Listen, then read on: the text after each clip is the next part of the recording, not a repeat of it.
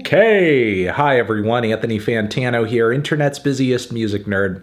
Hope you're doing well. All right, so let's talk about the latest content craze out of South Korea, the Netflix series Squid Game. You've seen the memes, you've probably seen the show. In this video, I'm going to be giving big, fat, massive spoilers. If you haven't seen the show, or if you care about having the show spoiled for you, avoid this video, turn back now. This is your spoiler warning. Here we go. So at this point, it's no secret that Squid Game is easily one of the most popular things to crop up on the Netflix platform in a while. The show is currently projected to make the Netflix platform like hundreds of millions of dollars. And look, understandably so. I think it's a very good, compelling series, even if there are some very fair points out there about it, being a little derivative of, movies like Battle Royale and a host of other things as well. But I don't want to get bogged down doing kind of a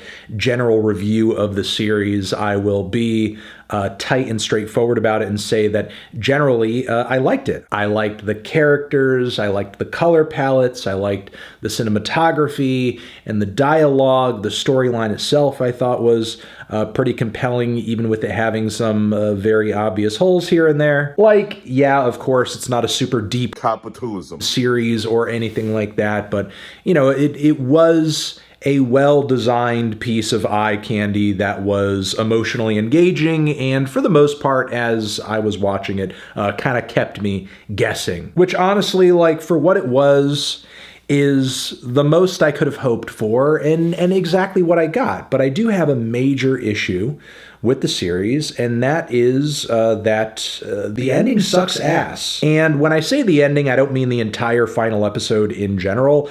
Yeah, sure, it did seem like at one point they were maybe floundering a bit with the VIPs being so profoundly unenjoyable as characters to watch on screen, and also in the second to last episode, them I guess kind of speed running the deaths of so many other characters that were left over through the glass hopping game that they did. But whatever, the way they tied it up with that game and Gi-hun fighting Song-woo and so on and so forth, I thought all of that was fine.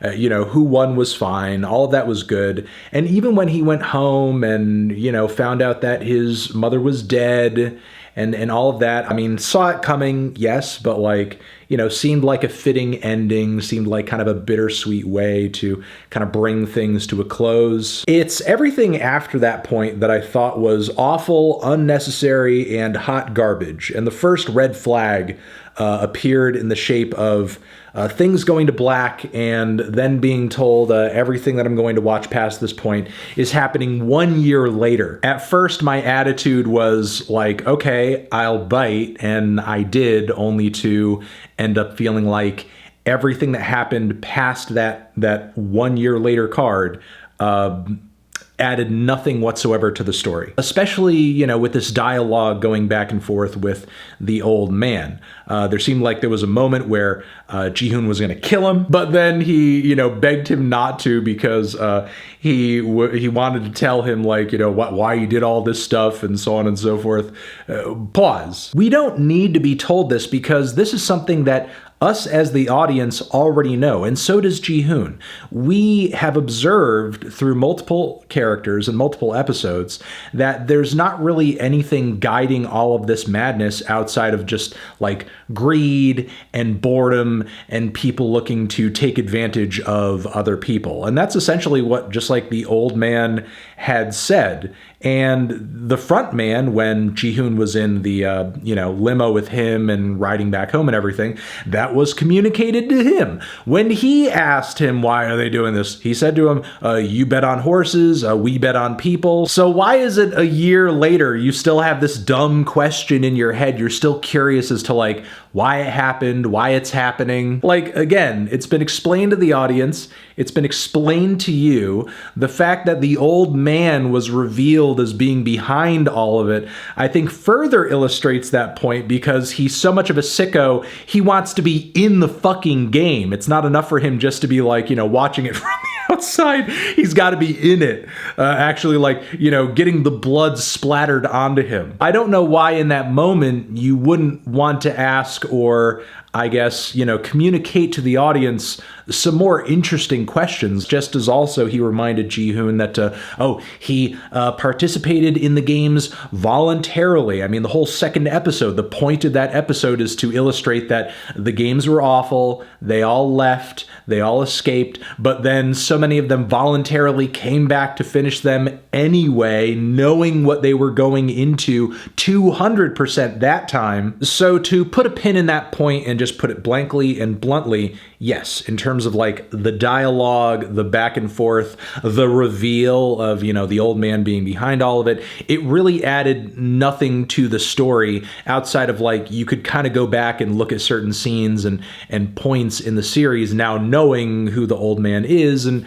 you know, sort of see his motivations in a different light. And to sort of add to that point, this is sort of like a part B, or, you know, my second point that I want to make here ultimately, is that scene, the dialogue with the old man and everything that happens after that is just kind of incoherent in terms of what it wants us to take away from it in terms of like a lesson or a message. So in one breath, we're being told that, you know, the old man and all of this kind of exists because of boredom, but simultaneously he wants Ji-hun to know and to think and to understand, like, oh, don't lose faith in people, though, you know, still see good in people, which in my opinion kind of clashes with you admitting, like, yeah, we just do all this because we don't give a fuck, and you guys decided to play the games anyway, and you know, so it's your fault. But like, still, like, see good in people and stuff, I guess. Between that and the little convoluted wager about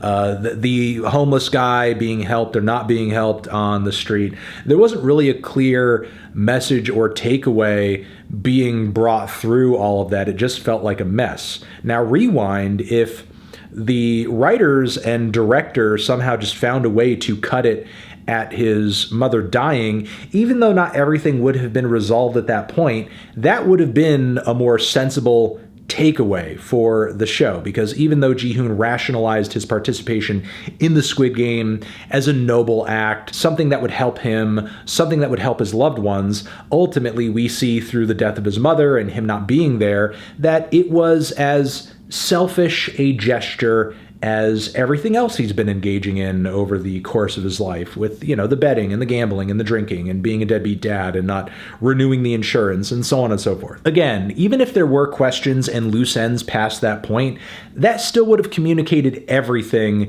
in terms of the progression of that character, the cycle of behaviors and events coming back to him in that moment. But what we end up doing is dragging all of this out into a series of decisions and scenes that frankly just like make Ji-hun look stupid. 1 year goes by, he does essentially nothing.